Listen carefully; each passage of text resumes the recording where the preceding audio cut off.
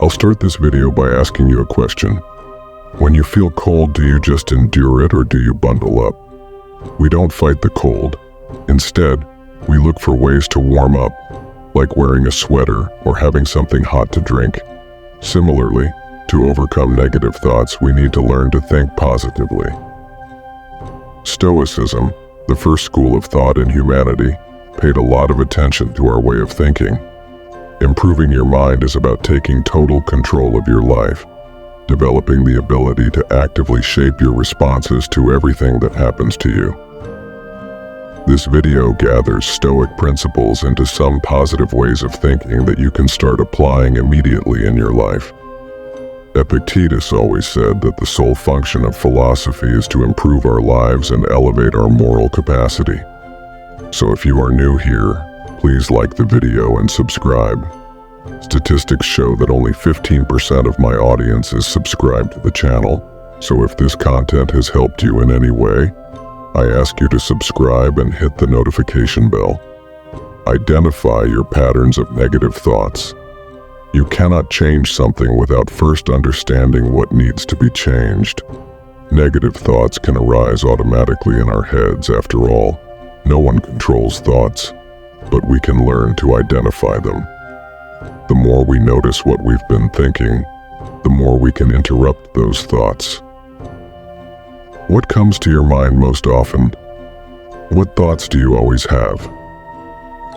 This thing I want to do won't work out. If I join the gym, everyone will stare at me. I'll end up feeling embarrassed. I feel like I'm always disappointing my family. Wow, I'm so dumb. I'll never be able to do this, it's too hard for me. I feel like I lost my youth taking care of others and now I'm alone. I don't know how to do anything right.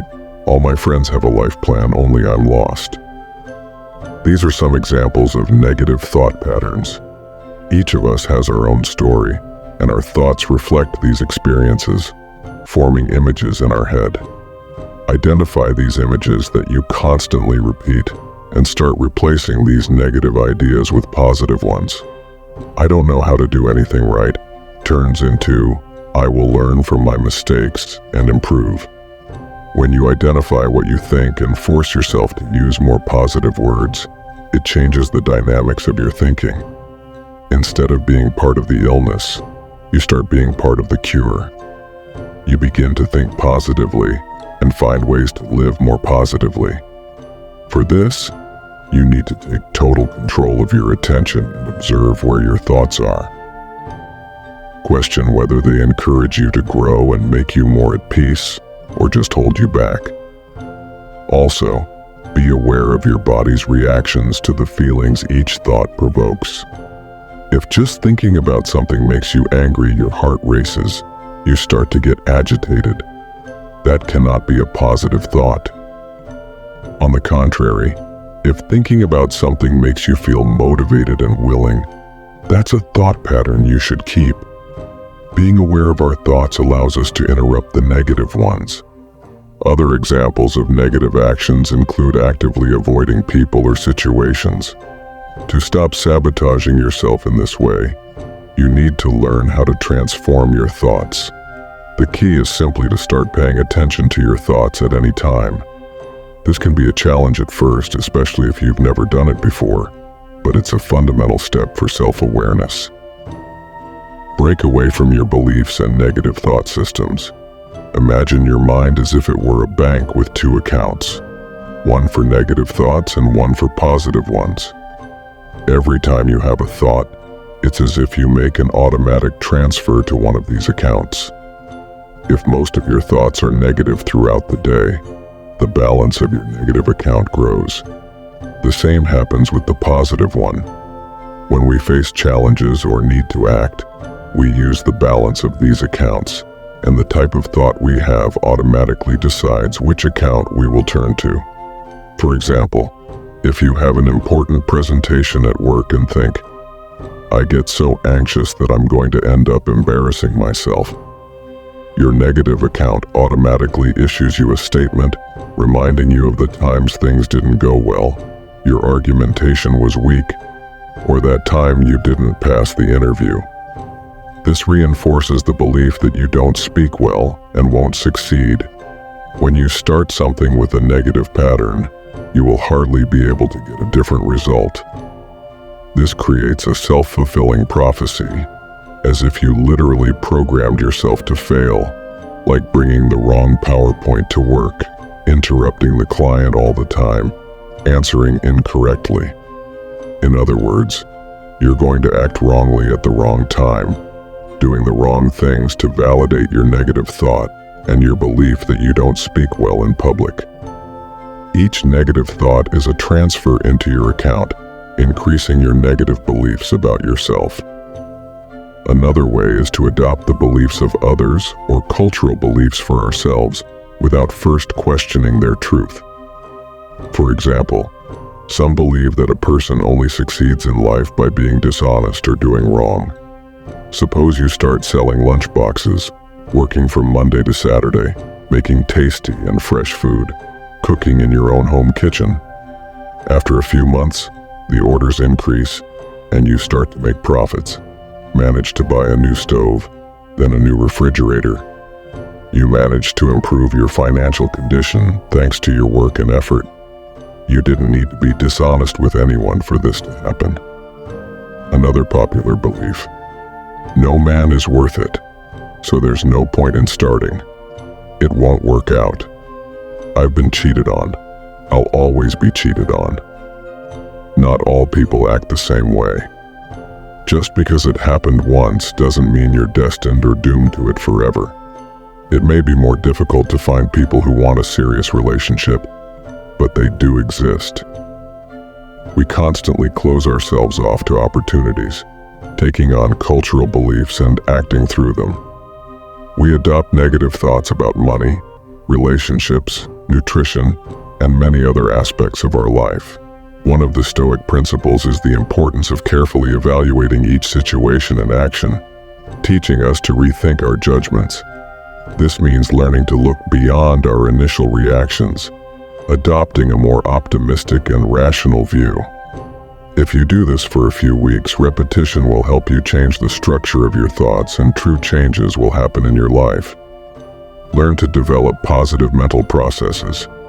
Consider the importance of this thought by Marcus Aurelius. The time has come for you to realize that there is something in you more powerful and stronger than anything that influences, controls you, and makes you act as if you were a puppet. The things you think about determine the quality of your mind. Your soul takes on the color of your thoughts. Marcus Aurelius unknowingly laid the groundwork for what we now know as cognitive behavioral therapy. This therapy proposes that our thoughts directly influence our feelings and actions. If we change negative thought patterns, we can reshape our emotional responses and live more positively. Stoics know that it takes a lot of practice to stop allowing fear, anger, and other negative emotions to block the logical thinking we are all capable of. No matter how frequent or automatic your negative thoughts are, or if you can't get rid of them, you have the capability to transform them.